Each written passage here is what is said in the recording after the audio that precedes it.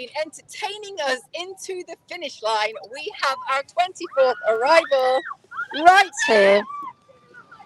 There we have Vibe the Wave. Almost there. Screaming, singing, all sorts of things have been happening. Woo! Vibe the Wave, our 24th boat in the World's Toughest Row Atlantic 2023. Come on, ladies, almost there. To the climb. Thank you so much, everybody, for watching. This is our trio, Vibe the Wave. Very happy to be here. Come on, 50 more meters. I can't even understand what they're saying to explain to you what it is that they're saying. There is so much excitement. 30 meters. We are live on YouTube. 30 meters. Let's go, ladies. Oh, yeah. Just letting them sing you in there. Almost there, You can hear ladies. that. Vibe the Wave have been rowing for 48 days. They're the 20th. Yes, sir. Stop rowing. You've done it.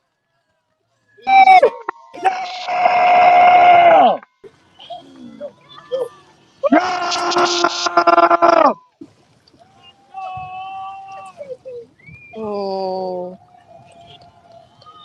You did it. Oh, all the screaming and shouting and singing results in tears, laughter, more screams.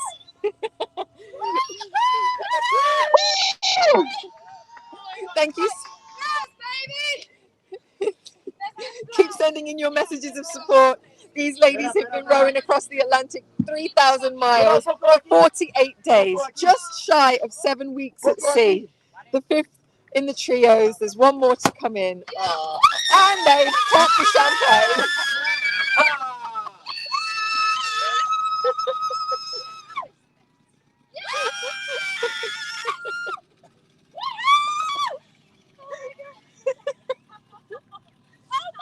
A very sticky arrival for Vibe the Wave. All from different backgrounds. They've come together with no prior rowing experience, yet they all hoped to live the adventure, and live it they absolutely did. Their mission was to rise to the challenge, have fun, work as a team, overcome obstacles, and inspire even bigger dreams. And that they absolutely have. On board we have Grace Pybus, otherwise known as G, Grace Gilbert, and Maddie DeFazio Wright. Let's go, ladies! Well done, girls! Well done, ladies! Great job! What a finish! Great job, girls! Cindy! Cindy!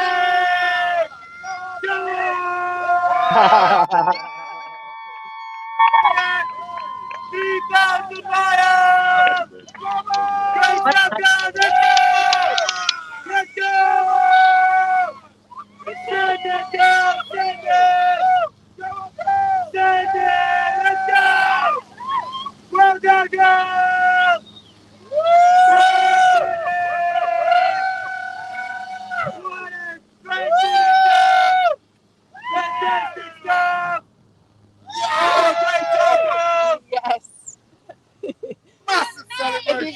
If you've just joined us, you're watching the World's Toughest Row Atlantic 2023 for the arrival of our 24th team.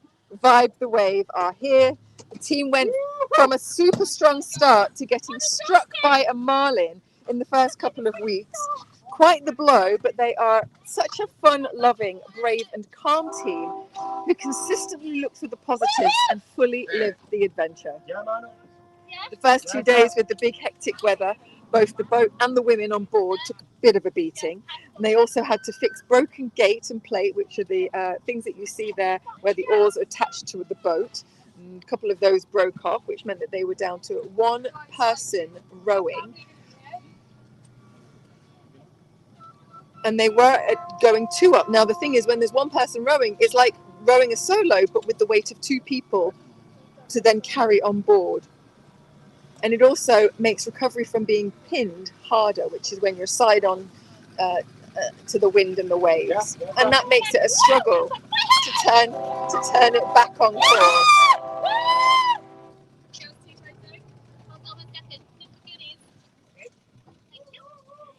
But then a week in, and after a couple of knockdowns, they had yet another damaged gate in a rigger plate. So now back down to 2 positions after getting everything fixed back up again. Nonetheless, the crew were loving the experience and the opportunity to do something so wild that they reported back that yes, it is hard, but they were smiling and appreciating the toughness. Well done, girls. They broke an oar in what Grace called the Jalfrezi spicy weather, which meant that the team then narrowly avoided a capsize. Yeah, up at this. So you want 1 set away, is it?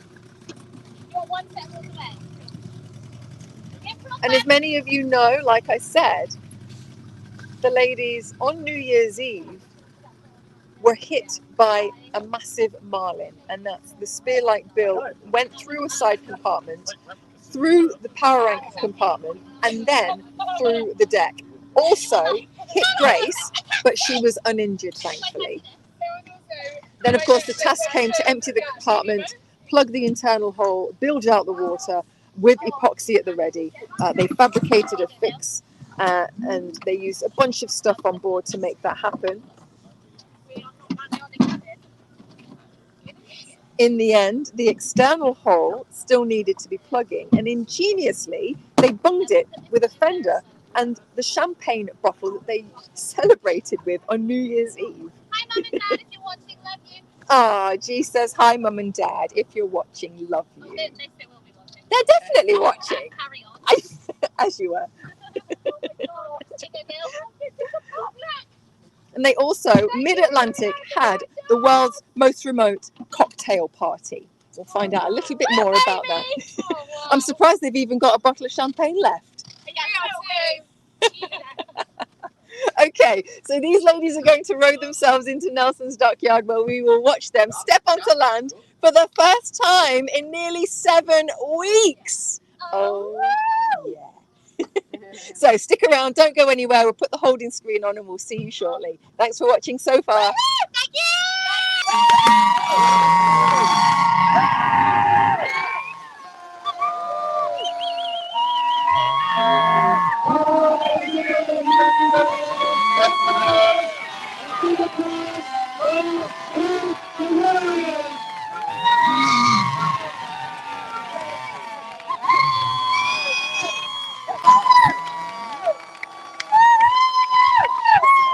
Close to a money, 31 meters from your main area across the Atlantic, 3,000 miles.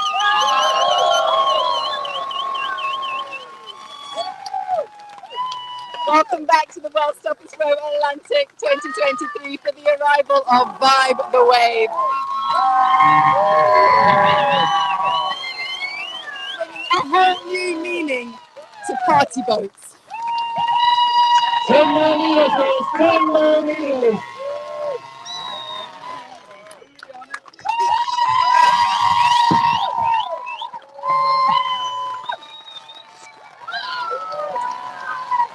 Ladies and gentlemen, love you with the ladies and gentlemen, Vibe the Wave.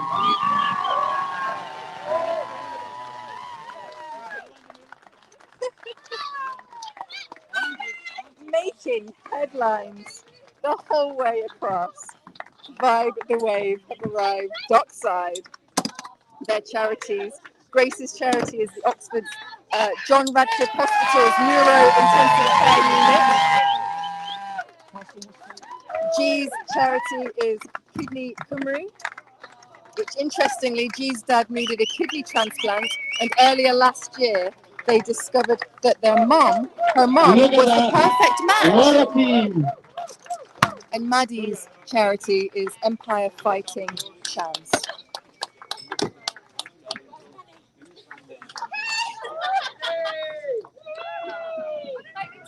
Ladies and gentlemen, let's give it up And a big applause for Team Vibe the Wave!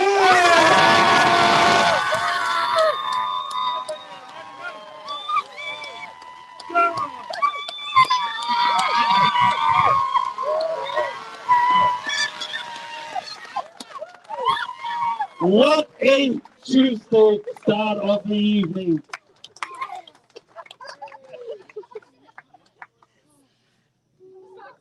I'm so sweaty.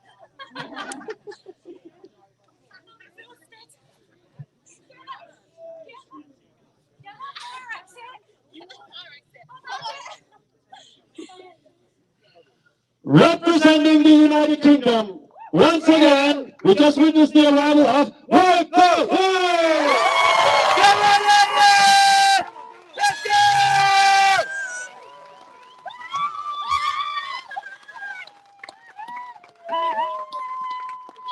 What a journey you guys have had, and we will know much more about it in a bit. Keep it. So, ladies and gentlemen, would we like to see these three inspirational and a little bit crazy women step on land? And you need to make some noise. Would we like to see Team Ride the Wave step on land? Okay, guys, now it might be a bit wobbly, but you're ready. Who's first? Nadia first. Welcome to the team. Grace. All good, all good, all good. Grace is fine.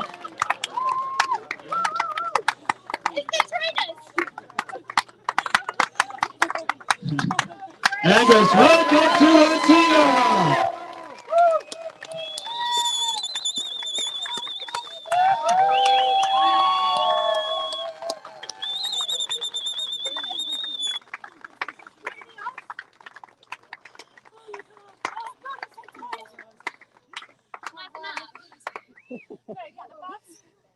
I don't know if you heard that, but Grace said, "Oh my gosh, I'm so tired."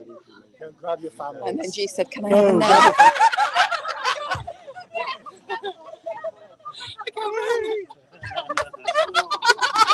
Family standing lives and to her in the background here, but these family hearts, emotional, beautiful here in the background, in each arrival.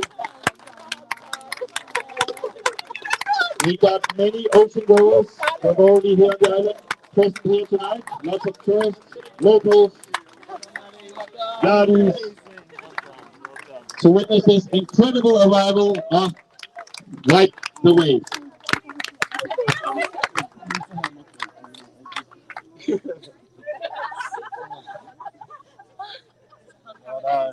Look, he's more sad than I am.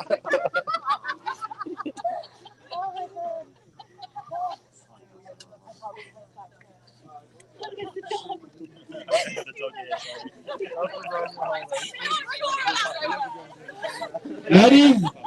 Maddie, Grace, and G, it's time to step onto the podium.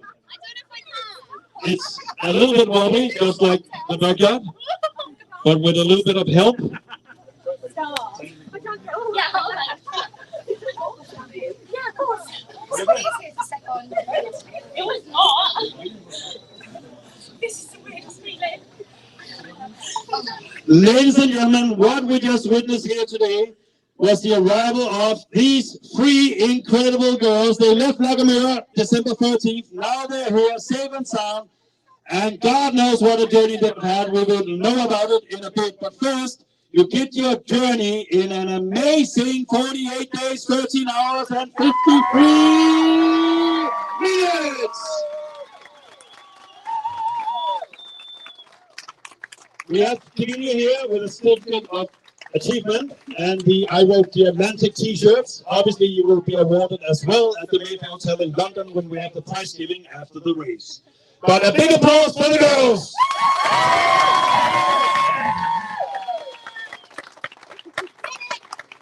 First of all, to the audience here, thank you so much for coming down to this to witness this. What an incredible evening and start to the evening, and I'm pretty sure it won't be an early one because these girls like to party. So I don't even know where to start. BBC headline, and I'll read out loud here, champagne bottle, plug hole in boat after Marlin attack. That could be a clickbait, it wasn't. Tell us all about it. Who's first? Maddie. So I was rowing, I was rowing, and to be honest, there was a bigger wave than I have the power to be able to create, and I was like, I think that's something big. And it was not a shark, but it was a marlin. God, they're the biggest and quickest things I've ever seen in my life. And then we started filming it because this one, no fear whatsoever, chucked her whole hand with her phone, and then was like, I probably need to get it on a GoPro as well. So I'll do GoPro and phone, get them both in the water.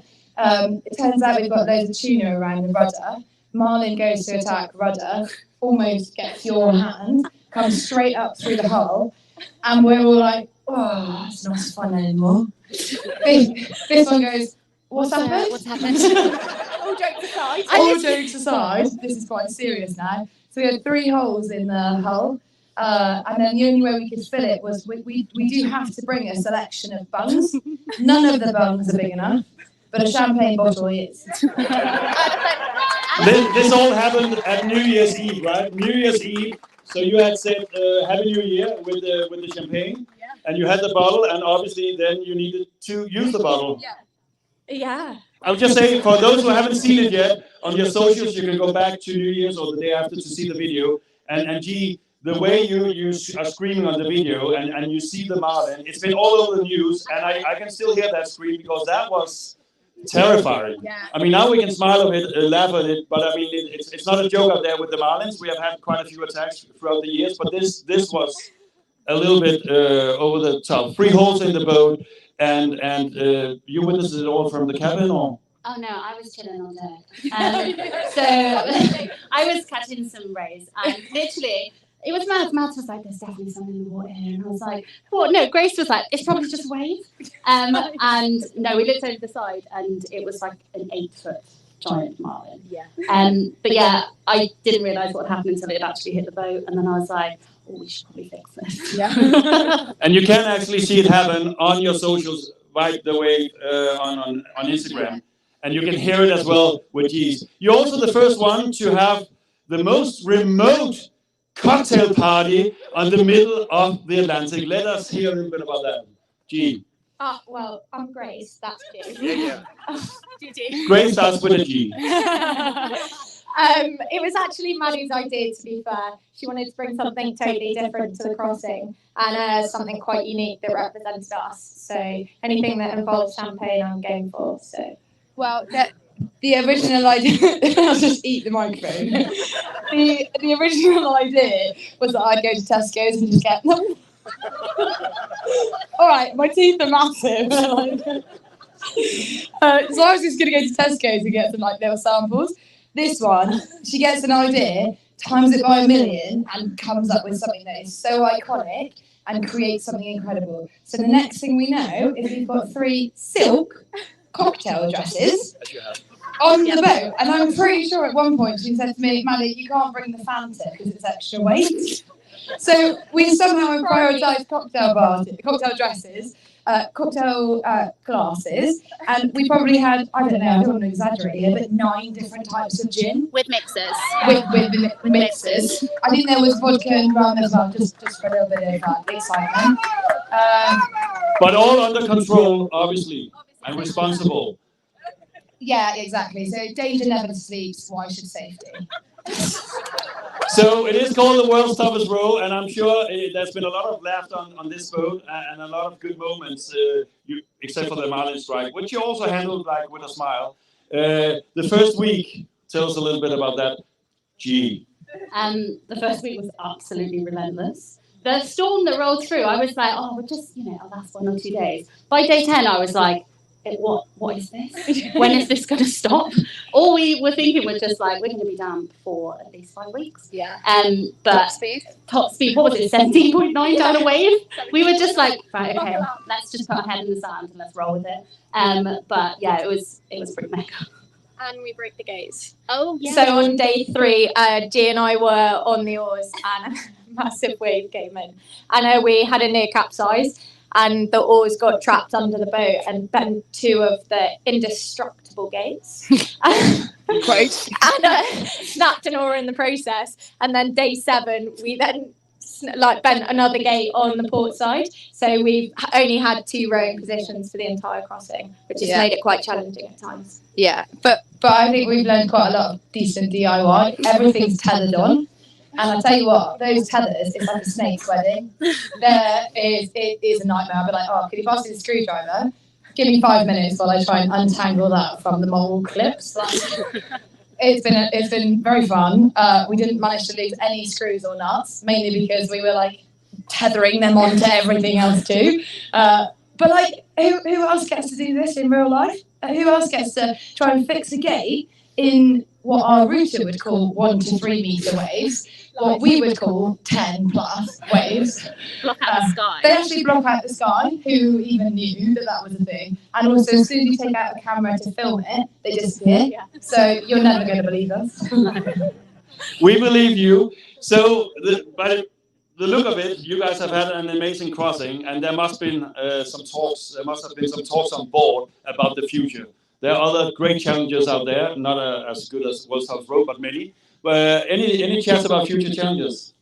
I'm off to Australia to live with that one. But I have looked at, I have contemplated maybe a walk to one of the poles, but after that, I'm like, I'm just going to have some time off. I'll have a think.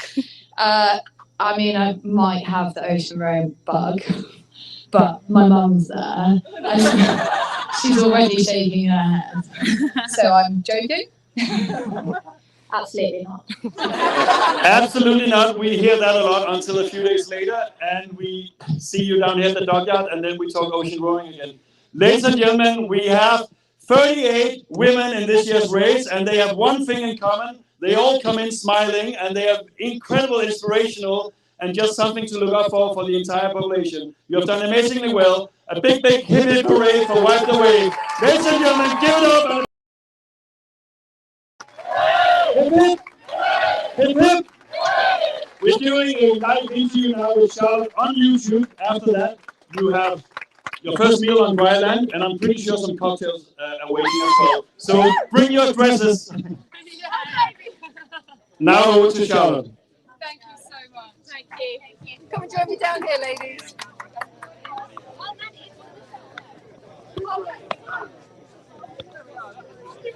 Maddie's forgetting her shirt.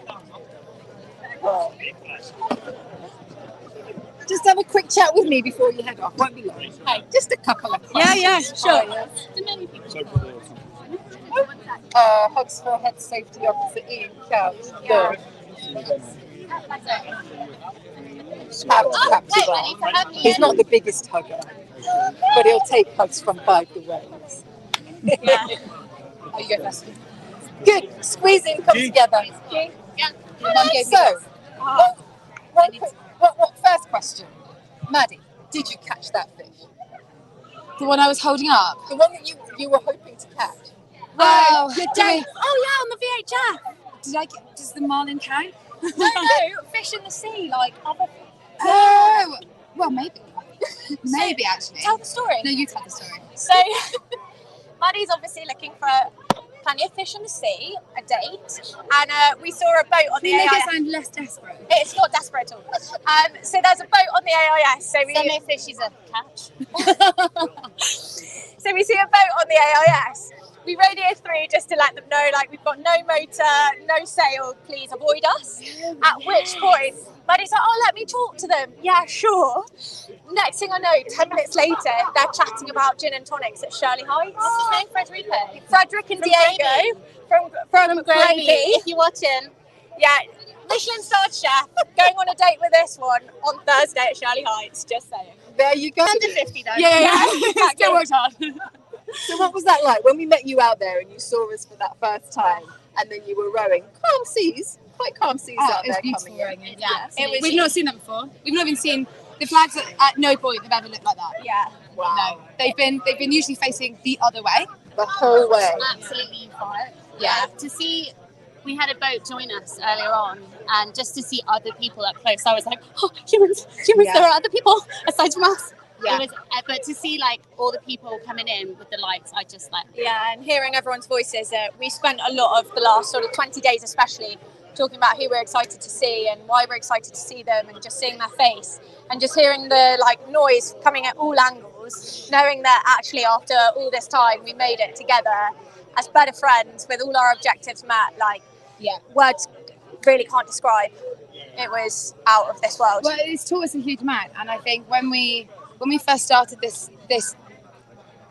journey, we never ever thought that it was going to turn out how it was. But our key objective the entire time was to live the adventure, and Safety. I don't think we have lived the adventure, haven't we? 100%. That was our key objective, and I think we've done our There best. was a period of time where we were absolutely like flying, and we got up to like 8th place, and then everything went wrong, and we were just like, our main focus is to just really embrace and enjoy this experience. And I think having the Marlin attack is going to be such a talking point for the rest of my life. I'm just going to mention all the time, like, oh yeah, there's that one time on the Atlantic where I got struck by a Marlin. At least you're not known as a screamer. Oh yeah, Oxford Screamer right here. Literally, we play Taylor Swift and just And the Scream features. at like 2 a.m. in the night, we'd be like, should we play the Scream? Yeah. And it'd just be like nothing, and then be like, ah! She'd be like, right, I'm guys. taking that to the grave. We've all heard the scream. I think it made national news.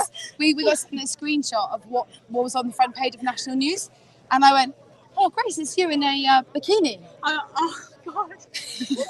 with the champagne bottle. The comments were like, oh, these idle rich need to get proper jobs. I was like, if you've seen our bank account, We've got nothing left. yeah.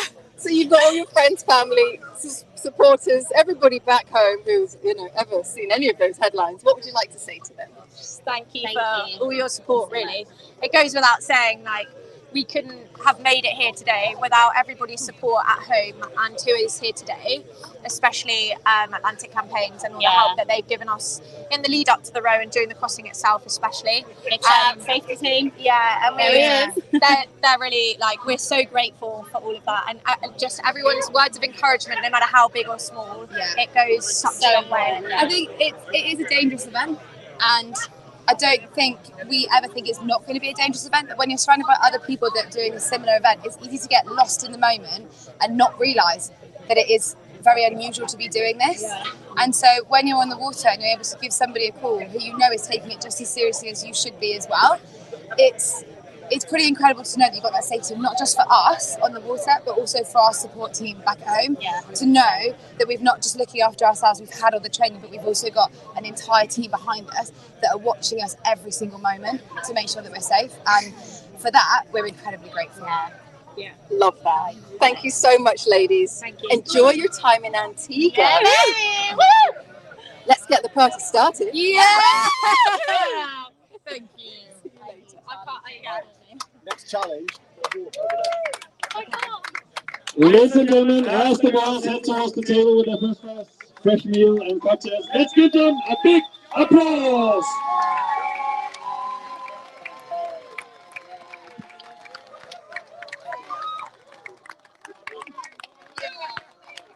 And I'm sure the evening will be enjoyed to the fullest. Tomorrow, get on our arrival, not today, we're coming in around 10 to 12 tomorrow.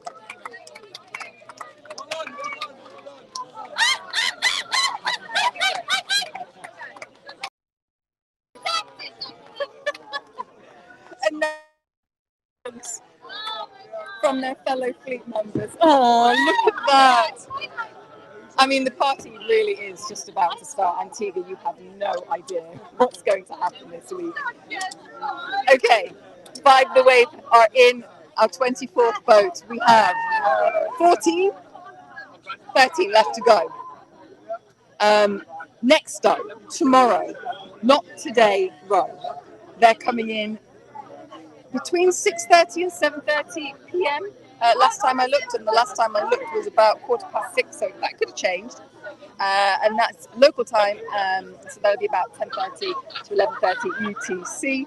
Make sure you stay tuned. YB Races app gives you all the updates and all the estimated times of arrival, so stay tuned with that. Check out our socials. Well Stuff is Row is what you're searching for. If you haven't subscribed to our YouTube channel, make sure you hit the subscribe button. Make sure that you set your notifications to all so you don't miss any of the lives as we go live.